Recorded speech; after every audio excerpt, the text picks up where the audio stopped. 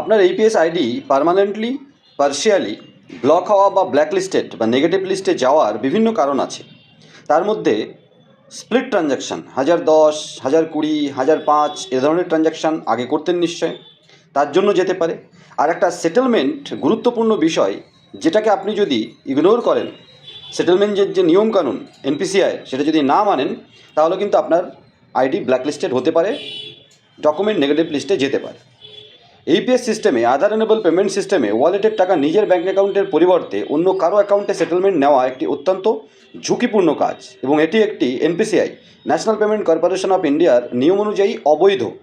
এর ফলে আপনি এবং যার অ্যাকাউন্টে টাকা পাঠাচ্ছেন দুজনই নিম্নলিখিত সমস্যার সম্মুখীন হতে পারে।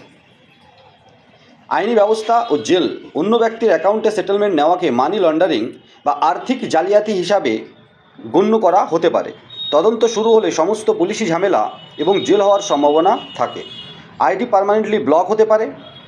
ধরা পড়লে আজীবনের জন্য বন্ধ হওয়ার নির্দেশ দেওয়া যেতে পারে এনপিসিআইয়ের তরফ থেকে। আপনার প্যান কার্ড ব্ল্যাকলিস্ট হতে পারে।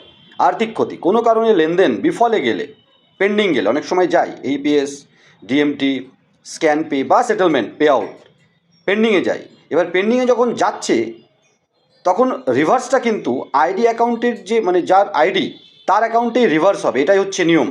এবার যখনই অন্য কারো অ্যাকাউন্টে পয়সা পাঠিয়েছেন, তার রিভার্সে কিন্তু সমস্যা, এবং সেই মানুষটা এবং যার আইডি থেকে পেমেন্ট হয়েছিল, এই সমস্ত ক্ষেত্রে কিন্তু একটা আইনি জটিলতা আসতে পারে। কোনো কারণে লেনদেন বিফলে গেলে বা টাকা আটকে গেলে রিফান্ড পাওয়া অসম্ভব হয়ে পড়ে, কারণ এটি একটি সরাসরি পলিসি লঙ্ঘন করে।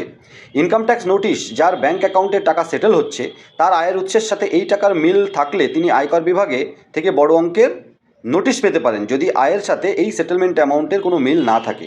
সবসময় নিজের নামে থাকা ব্যাঙ্ক অ্যাকাউন্টেই সেটেলমেন্ট নিন। নিরাপদ থাকতে এনপিসিআইয়ের নির্দেশিকা এবং আপনার কোম্পানির নিয়ম মেনে কাজ করুন। কোনো অসাধু চক্রের প্রলোভনে পড়বেন না। অসাধু সেই সমস্ত কোম্পানি যারা আপনার এইপিএস আইডির টাকা অন্য কোনো ব্যাঙ্ক অ্যাকাউন্টে সেটেলমেন্ট দিচ্ছে। সেটা ছোট হতে পারে বা পুরনো বড় কোম্পানি। যখন আপনি ফাঁসবেন, তখন কিন্তু ওই কোম্পানির কেউ আপনার পাশে দাঁড়াবে না। এটা মাথায় রেখে কাজ করুন। আশা করি এই ছোটো ভিডিওটা আপনার উপকারে আসবে। উপকারে এলে অবশ্যই লাইক করতে, শেয়ার করতে ভুলবেন না। চ্যানেলে প্রথমবার এলে অবশ্যই সাবস্ক্রাইব করে পাশে থাকবেন।